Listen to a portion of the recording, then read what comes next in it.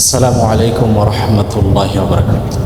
সম্মানিত দর্শক, আমরা অনেকে মনে করে থাকি, যারা আমরা বিশেষ করে বাংলাদেশের মানুষ, আমরা অনেকে মনে করে থাকি যে আমরা বাংলাদেশে জন্মগ্রহণ করেছি, সেজন্য হয়তো আমরা গরিব, আমাদের অনেক কষ্ট। কিন্তু না, আজকে আপনি যদি উন্নত দেশ ইউরোপ আমেরিকার দিকে আপনি তাকান, সেখানে অবস্থা এমন দেখতে পাইবেন যে সন্তান ছেলে মেয়েরা তাদের পিতামাতাকে ছেড়ে দেয়, তাড়িয়ে দেয়, ঘরবাড়ি থেকে বের করে দেয়। আমরা জানি যে ওই দেশগুলোতে বিভিন্ন বৃদ্ধাশ্রম আছে, যেখানে সন্তানরা তাদের পিতামাতাদেরকে সেখানে রেখে আসে। এমনকি যদি কোনো দিন কোনো রেস্টুরেন্টে বাবা ছেলের দেখা হয়, একই সঙ্গে যদি দুইজনেই রেস্টুরেন্টে খানা খায়, তারপরও দেখা যায় যে তারা নিজে বিল হিসাব করে তারা দিবে। একজন আরেকজনের বিল পরিশোধ করার সেই কল্পনা তারা করতে পারে। অবাক হবেন, আসলে বাস্তবতা এমন। কারণ বাবাকে যখন আমার কোনো কাজে লাগে না, কেন আমি বাবার পেছনে টাকা খরচ করব? কেন আমি বাবার সেবা করব? কেন আমার মূল্যবান সময় আমি নষ্ট করব? কেন শ্রম দেব? কেন পরিশ্রম করব? সেবা, তার পিছনে টাকা পয়সা, এরপর মূল্যবান সময় নষ্ট, শ্রম পরিশ্রমের বিনিময়ে দুনিয়াতে তো আমার কোনো উপকার নেই, কোনো কিছুই তো আমি পাইতেছি না। এই হলো বস্তুবাদী, এই জগতের স্বার্থবাদী চিন্তাধারা। বিনিময় আর স্বার্থ এখানে উদ্দেশ্য, আর অন্য কিছু সেগুলো এখানে কোনো দাম না। কিন্তু ইসলাম ধর্ম আমাদেরকে এই শিক্ষা দেয়নি, বরং ইসলামের আল্লাহ সুবহানাহু ওয়া তাআলা বলেন, ওয়াহসিনু ইন্নাল্লাহা ইউহিব্বুল মুহসিনিন, তোমরা সৎকর্ম করো, নিশ্চয় আল্লাহ তাআলা সৎকর্মশীলদেরকে ভালোবাসেন। সূরা বাকারার আয়াত নম্বর 195। আর নবীজি আলাইহিস সালাতু ওয়াস সালাম ইরশাদ করেন, কোনো ভাইয়ের একটি প্রয়োজন পূরণ করতে পারলে আমার কাছে আমার এই মসজিদে নববীতে 1 মাস ইতিকাফ করার চেয়েও প্রিয়। নবীজি আলাইহিস সালাতু ওয়াস সালাম আরও বলেন, মান কানা ফি হাজাতি আখিহি কানাল্লাহু ফি হাজাতিহি, যে ব্যক্তি তার ভাইয়ের কোনো হাজত পূরণ করবে, মহান আল্লাহ সুবহানাহু ওয়া তাআলা তার হাজত পূরণ করবেন।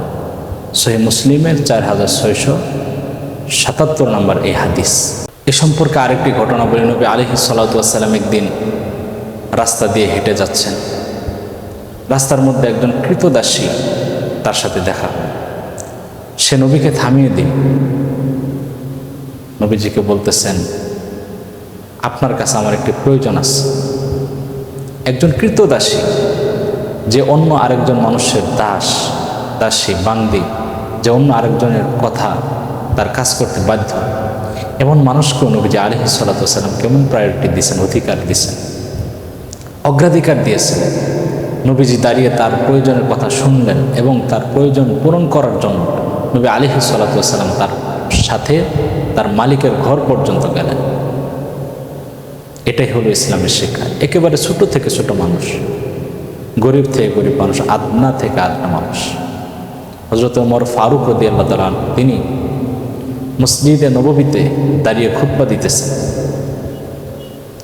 এই সময় একজন দাঁড়িয়ে গেল, জিজ্ঞাসা করলো, হে ওমর, আমরা কম্বল পেয়েছি একটা, আর আপনি পাইছেন 2টা। আমাদের এক কম্বলে আমাদের পরিপূর্ণ জামা হয় না, কিন্তু আপনি 2টা কম্বল কিভাবে পেলেন? হযরত ওমর ফারুক রাদিয়াল্লাহু তাআলা তিনি উত্তর দিয়েছিলেন যে আমার একটি কম্বল এবং আমার ছেলের একটি কম্বল, আমরা আলাদা আলাদা একটি কম্বলও পেয়েছি, 2টি কম্বলকে জোড়া দিয়ে আমি পোশাক বানাইছি। এই হলো ইসলামের শিক্ষা। নবী আলাইহিস সালাতু ওয়াস সালাম মানুষের সঙ্গে মিশতেন। নবীজি এই জন্য মানুষের কটু কথা শুনতেন, মানুষের নির্যাতন নিপীড়ন, এগুলো তিনি ধৈর্যের সাথে সহ্য করছেন।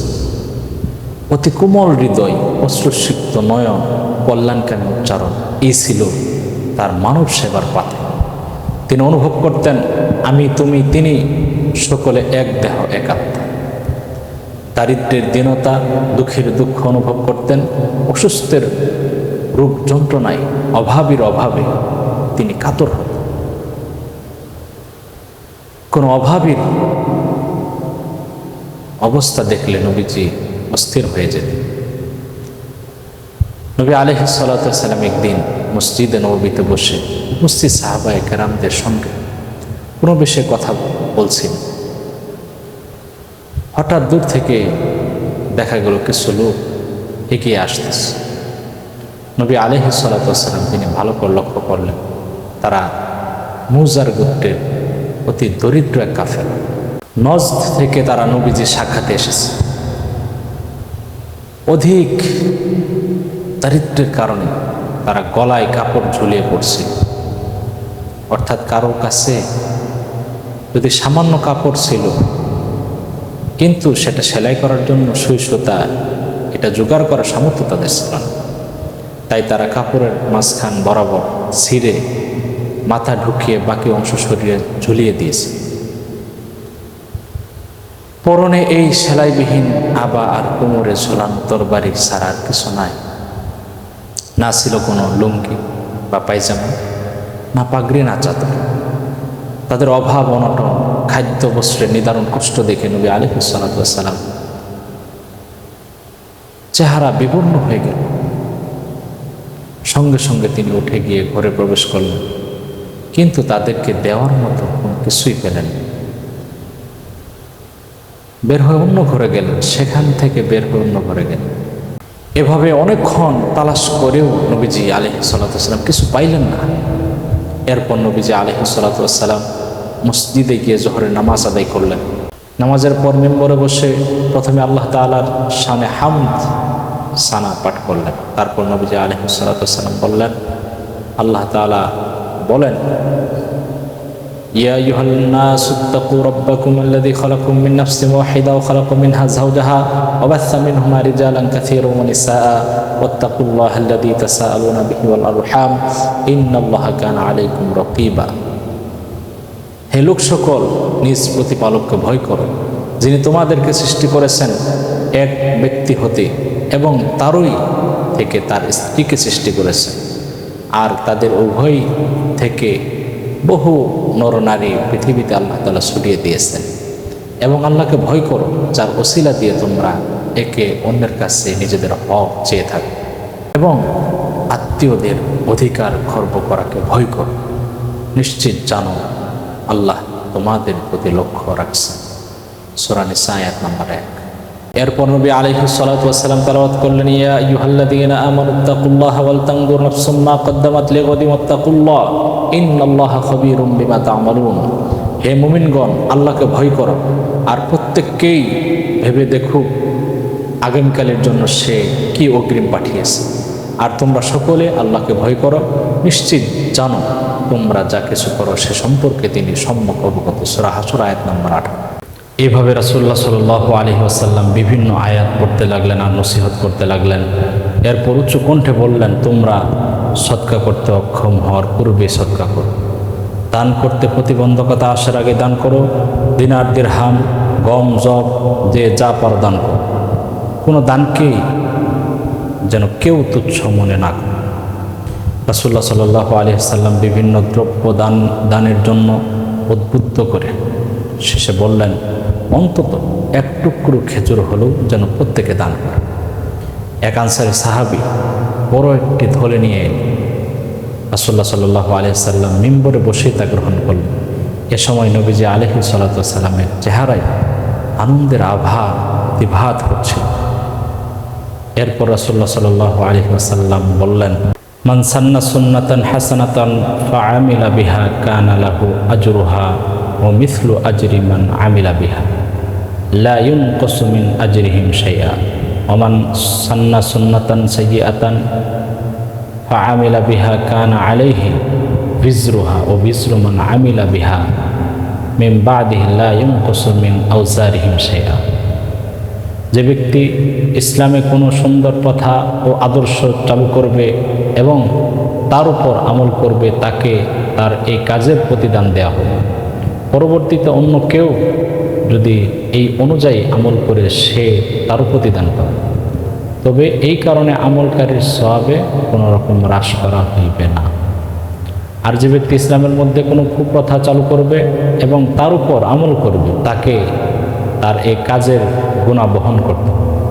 পরবর্তীতে অন্য কেউ যদি তার অনুসরণ করে এই কাজ করলে সে তার বোঝাও বহন করে, তবে পরবর্তীদের অপরাধকারীর গুনাহ বিন্দুমাত্র কমানো হবে।